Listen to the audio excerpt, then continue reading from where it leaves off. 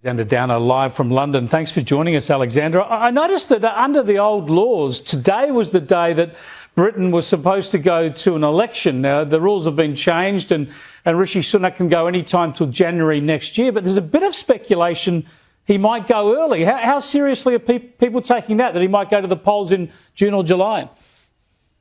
Well, today is the day of local government elections, including mayoral elections in places like Birmingham and Teesside, which is up in the northeast of England, where the Conservatives hold the mayoral positions. And so the argument goes that if the Conservatives do particularly badly in this election and particularly lose those key mayoralties, then there'll be a push on within the party to get rid of Rishi Sunak. And instead of him having to face that push in the party, he'll just call an election.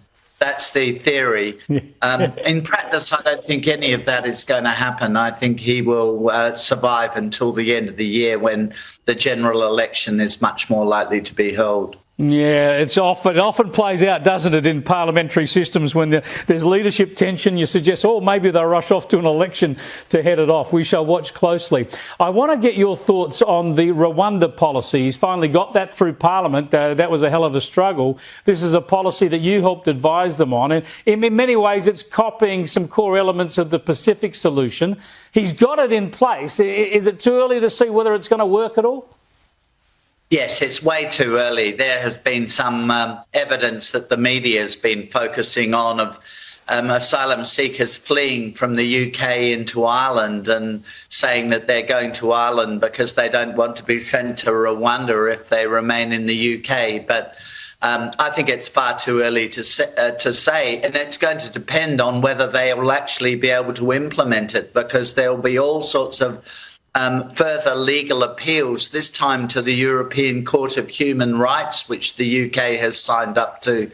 So, I think there's a long way to go. The other thing is, having talked of the election, which I think will be at the end of the year, the Labour Party, like in Australia in 2007, says that they will scrap the Rwanda plan and just allow all these people to land in the UK. So we'll have to see, but I suspect they're really going to struggle to make this work over the next 6 months. Now, of course, the polls are pretty firmly against the Conservatives, and Rishi Sunak's got a raft of problems. But how prominent, how dominant is the border protection issue? How concerned are Britons about immigration into their country? They are concerned. I mean, the polling shows that the issue they're most concerned about is rising cost of living. The second issue they're most concerned about is housing, the expense of housing, both rentals and purchases.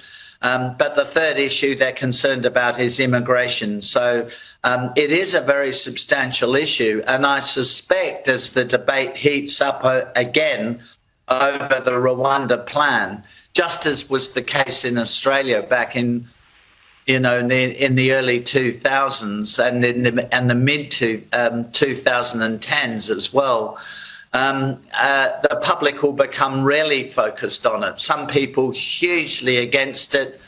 Probably most people, average punters, pretty much in favour of stopping people making these dangerous crossings, courtesy of people smugglers, but we'll have to wait and see. But I think it'll be a significant election issue, yes.